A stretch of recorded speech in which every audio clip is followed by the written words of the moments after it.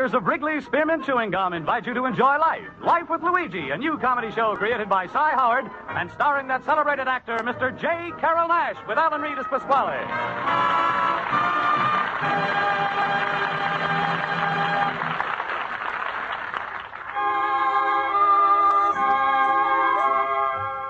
You know, friends, Wrigley's Spearmint Chewing Gum is a typically American product that appeals to people of all ages and nationalities in all parts of our country.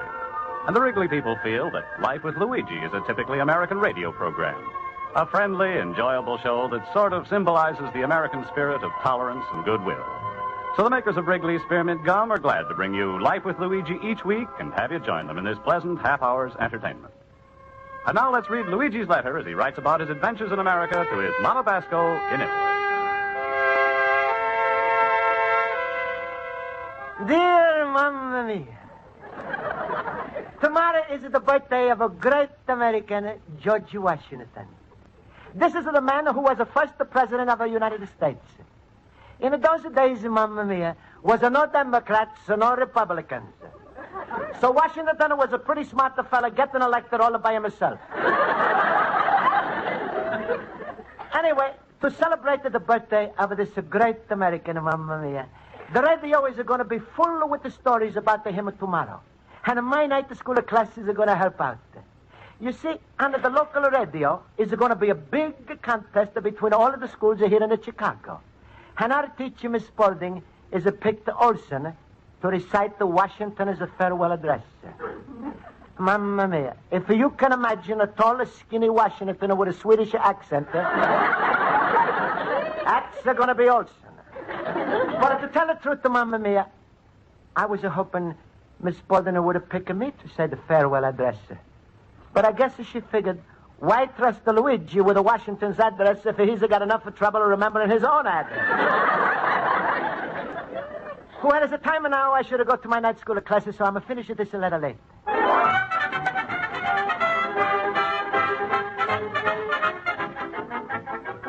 That's all right, Joe. Don't worry. Everything's going to be all right. All right, class. Quiet, please, please. I'll call the roll. Mr. Basco? Here. Mr. Horowitz? Here. Mr. Olson? Here. Mr. Schultz? Aye, sir.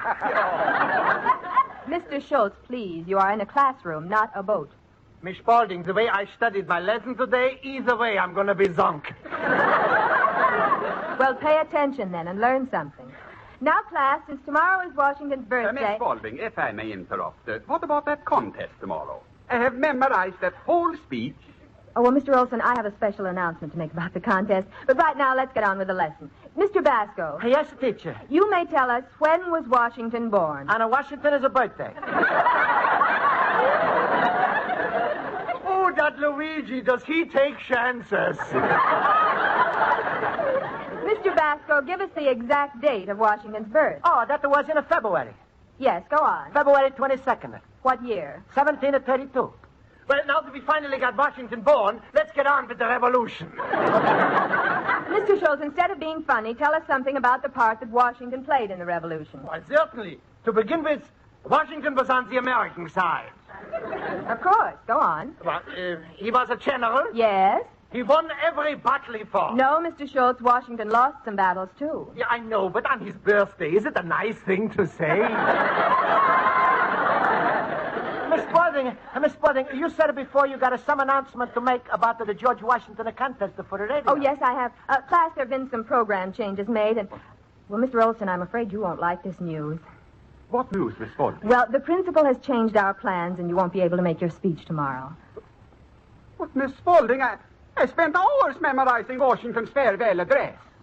So what? So did Washington. The smile, Olson. Shut up.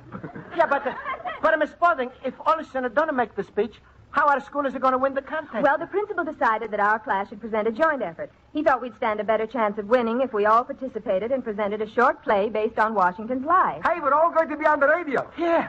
Who is it going to be excited? Yeah. And instead of listening, I'm going to sit home by my radio and hear myself talking. Yeah, Luigi, with you and me and Horowitz and Olson on the radio, television will jump ahead 20 years. Hey, Olson, go ahead, laugh. Mr. Olson, I wish you wouldn't feel so badly about it. Well, I just can't help it, Miss Spaulding. This news just gave me a A gigantic yolt. Olsen, why you don't write the play and put yourself in it? Luigi, I don't write. I recite. You know, Mr. Basco, you did such a fine job writing our Columbus Day play last October. Do you think you could write us a little Washington playlet? Well, Miss Spaulding, I'm going to be very happy to write it. And everybody is going to have a part. Luigi, cut me out of the playlet. Well, that makes Olsen a cutlet, huh? Smile, everybody. Oh, do try to cheer up, Mr. Olson. I'm sure you'll have a good part in the play. Oh, sure, Olsen. I'm going to write the bigger parts for everybody. Good boy, Luigi. And I think I know how I'm going to finish. Washington. First in a war. First in a peace. First in the hearts of his countrymen. You like it, that? Yeah, but with 3 firsts in one day, we should give this play at Santa Anita.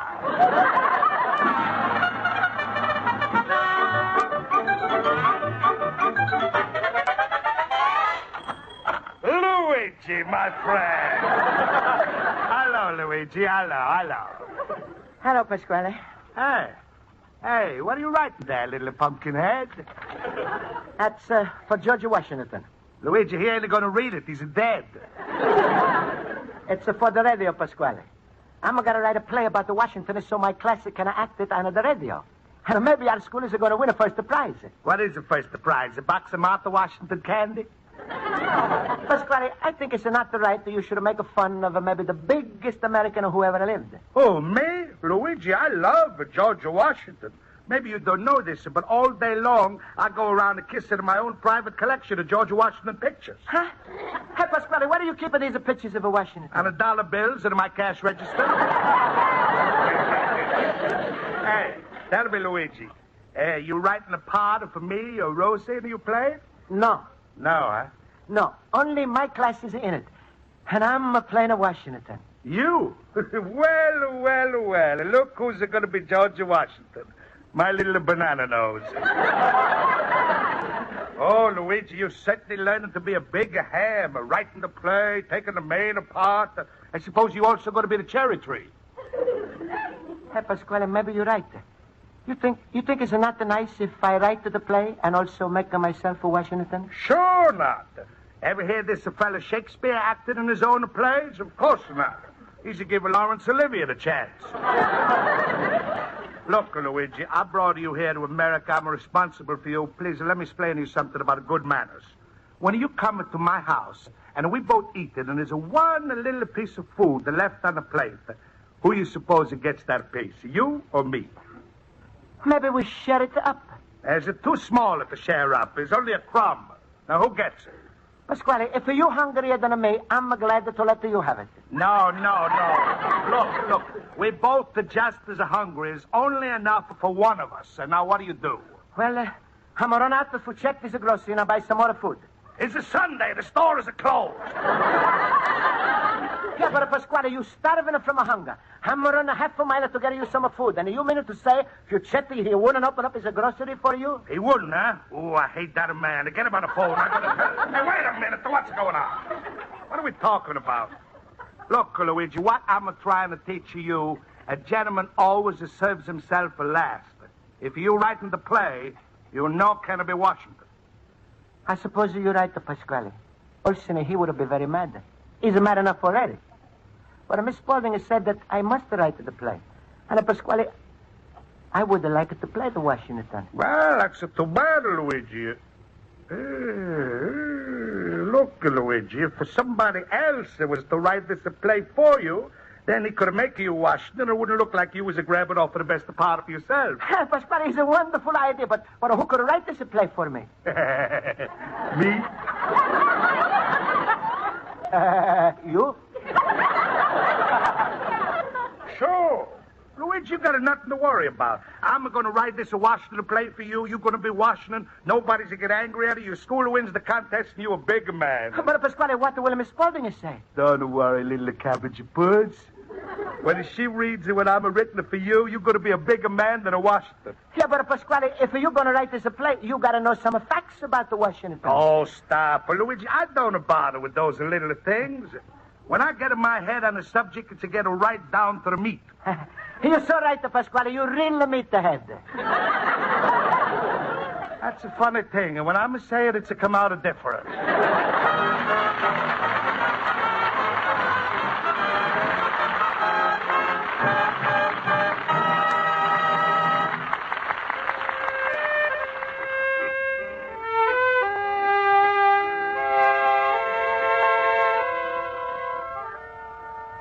Well, Mamma Mia, it's come the big day. Tonight, our classes are going to act out the George Washington play on the radio contest. And right now, Pasquale is busy writing it. I'm a little afraid how it's going to come out because this morning I saw 2 books he took out of the library. One book is The Life of a George Washington. And the other book is The How to Write the English. But, Mamma Mia, I hope I'm not doing nothing wrong. But maybe it's not going to come out so bad. And it's to give me a chance to play George Washington without making Olsen mad at me. Here comes Schultz in my story. I'm going to ask him what he thinks. Luigi, my fellow boob. Hello, Schultz. Well, what with the Washington play? Is it good? Am I the hero? Where is it? I want to read it. Well, Schultz, Pasquale, he's writing it. Yeah, but the important thing is... did you say Pasquale? Yeah. Pasquale, that's the Italian Maxi Rosenbloom. Hey, Schultz, maybe it's not going to be so bad. Pasquale, he's reading a book on Washington. That's no help. It would be better if Washington was reading a book on Pasquale. That's Miss Spaulding now. I know. I'm afraid to show it to her. Luigi, we got to do something before the contest. Luigi. Hello, Schultz. Hello, Einstein. Oh, you heard the good news, huh, Mr. Delicatessen Man?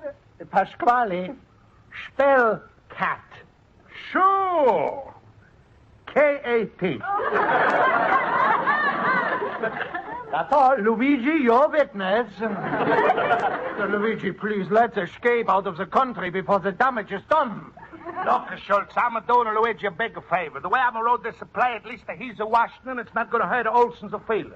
No, what? Better to hurt Olsen's feelings than we should do the play and break off relations with the original 13 colonies. Pasquale, did you write it good? Luigi, stop worrying. I wrote a very good play. From the minute I got to Washington throwing that dollar bill across to the Mississippi, till the finish where he's to discover Washington, D.C., that radio audiences are going to eat up every word. I can just see tomorrow's headlines. Ptomaine poisoning hits Chicago.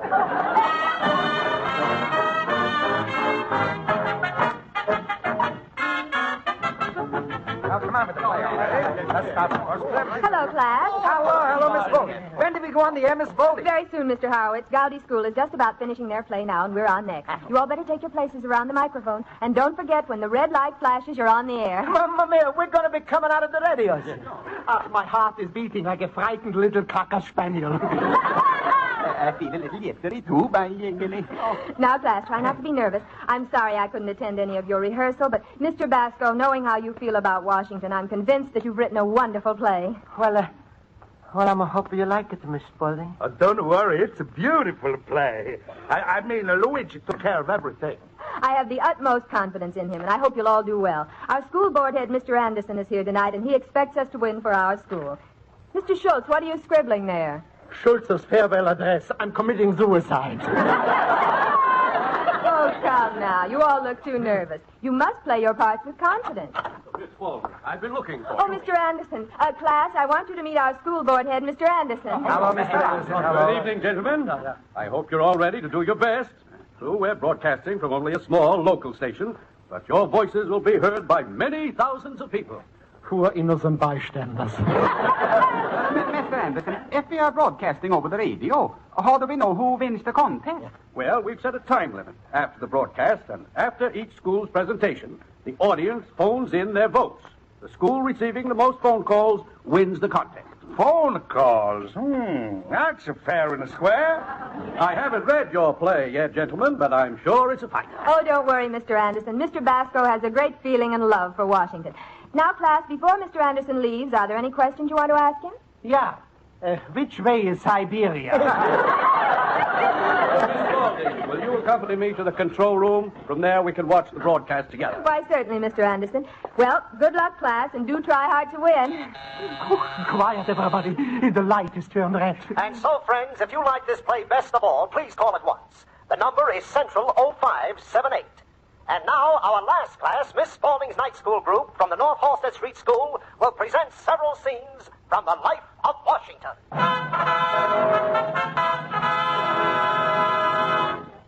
My name is George Washington. My papa is giving me this name because he's wanted I should have been named after a famous man. He was taking it first to name me Benjamin Franklin. But that was no good, because if somebody has yelled out a Benny, we would have both to turn around. Mama was like the name of John Hancock. But that was taken by some insurance company. So, my name is George Washington. I was born on February 22nd, and I remember this day very clear because Papa wanted to take Mama to the hospital in a taxi, but he couldn't. He had no money, and the banks was closed because it was a legal holiday.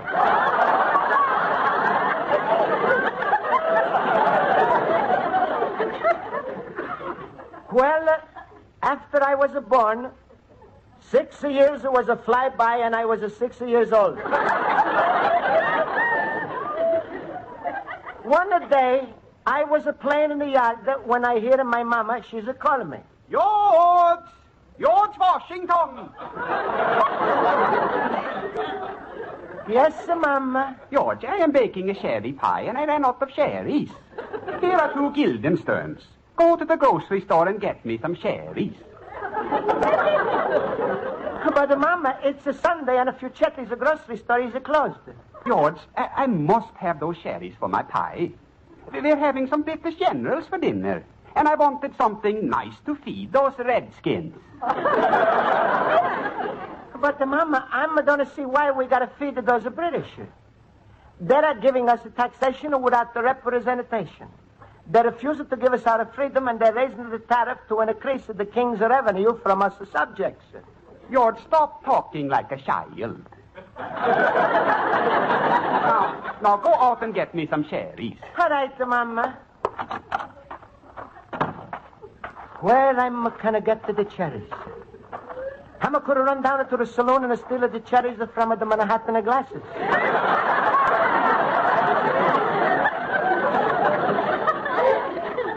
But wait, what am I talk about? I'm going to chop down a Papa's cherry tree.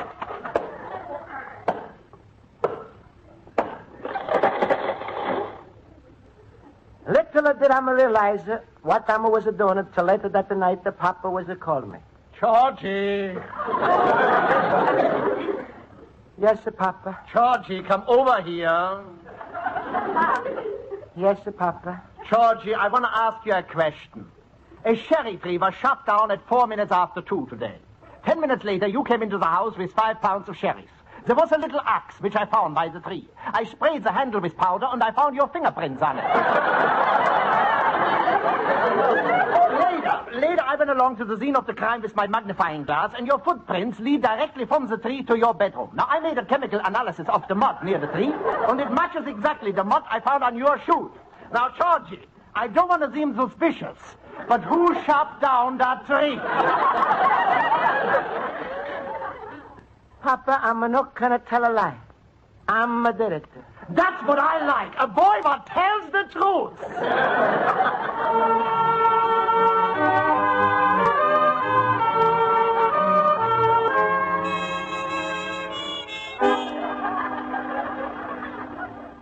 The years was a pass by, and me too. Now I'm a general in a Valley Forge. All of my soldiers, they cold and hungry. Then suddenly, my aide is a walk-in, my first in the command. And I'm say to him, "What's new, first aide?" My general, I'm very sorry to report we've had no contact with our nearest headquarters. What are you talking about? For the last 5 hours, you got 3 men figuring out that there are smoke signals. I'm sorry, my general. It turned out it was just a bunch of hobos roasting frankfurters. Oh, wait. I think I'm going to hear somebody coming. It must be the scout. General Washington, I bring you a message from the men in the front to the men in the rear. What's the message? Change places.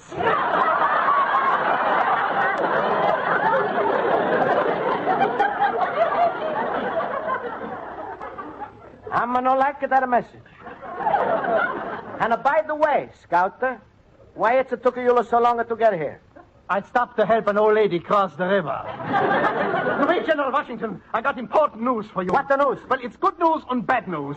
Uh-huh. Good and bad, huh? Yeah, General Washington, the soldiers are cold. They are freezing. They got no shoes, no overcoats. They haven't eaten a meal in 6 days. They ran out of ammunition, so they are deserting by the thousands, and it looks like we could lose the war. Uh-huh. Is it that all? No, I also got some bad news. What's that? I couldn't get you that liverwurst sandwich, which Katie's grocery store was closed.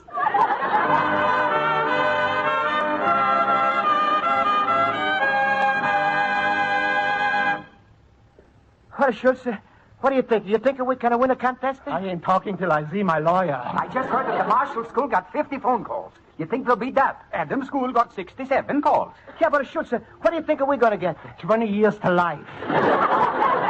Stop worrying, everybody. Smile. Mr. Anderson, I can explain Miss Spaulding, that was a disgrace. Which one of you men wrote that idiotic mess of nonsense? We're not talking, huh? Miss Spaulding, this is your class, and I'm holding you personally responsible. Oh, Mr. Anderson, where's your sense of humor? Oh, sense of humor, is it, Miss Spaulding? I'm going right now to the program director of this station, and in 10 minutes you will go on the air and publicly apologize for the whole disgraceful exhibition.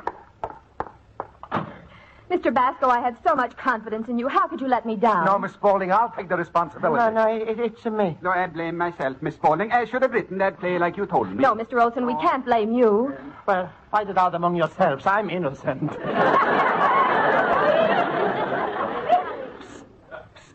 Hey, Luigi, come in. Huh? In this room. Luigi, you wouldn't like to see Mrs. Spaulding take the blame for that play, eh? You want me to tell the truth to who wrote it? Pasquale, you going to tell Mr. Anderson that you was who wrote it? I might, Luigi, if you was to say yes to a certain party. It's a nice sacrifice to make if you teach you, Luigi. All right, Pasquale, I give up. Good. I love a weekly. All right, and now I'm going to call the happy little bride. Rosa! Rosa! Rosa! You called me.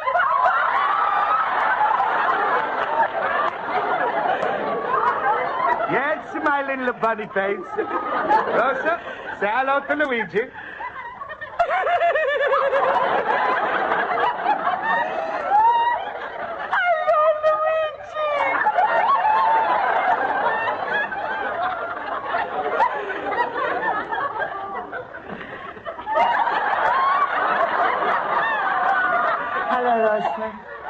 Rosa, Luigi has just made the biggest sacrifice a man could make. He's going to give up his freedom. Oh, Luigi, you're going to go to jail? Oh, shut up, you face. Luigi, oh, we did it. We won. We won? Sure. We got 117 votes, and they're still coming in. We won. Mr. Basco, it's amazing. The switchboard is full of calls for our class. Yes, Mr. Anderson. I can't understand it. Phone calls have been pouring in for your class. It seems you won the contest. Yes, so it seems. Now do I have to go on the air with that public apology? Oh, stop that, Miss Spaulding. I was only joking. Where's your sense of humor? Yeah, but Miss Spaulding, wait. Pasquale, he deserves the credit. He wrote the play, not to me. Oh, now I understand. Well, by some miracle, it turned out all right, but it certainly is a surprise to me how we could have won. Come on, Luigi, come on. We go home. I got another big surprise waiting for you. Rosa? No, it's even bigger than that. Come on.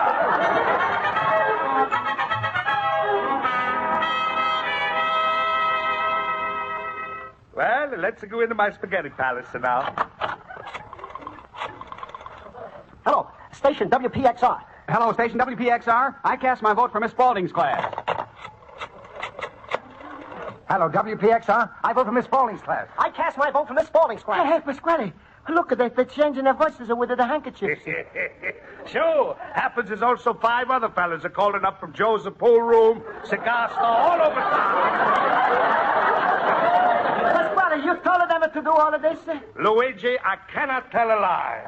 I did it with my own little nickels. Oh, you did, huh? Yes, and now tell me, my son, when are you and Rosa getting married? I cannot tell a lie, Papa. Never.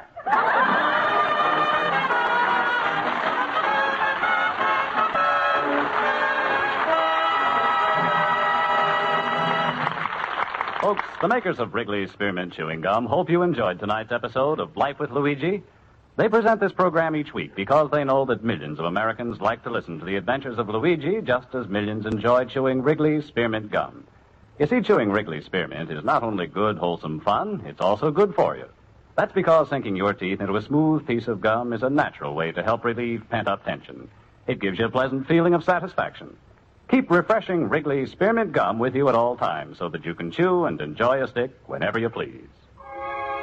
The makers of Wrigley's Spearmint Chewing Gum invite you to listen next week at this time when Luigi Basco writes another letter to his mama Basco in Italy. Life with Luigi is a Cy Howard production and is written by Mac Benoff and Lou Derman and directed by Mac Benoff. J. Carrol Naish is starred as Luigi Basco with Alan Reed as Pasquale.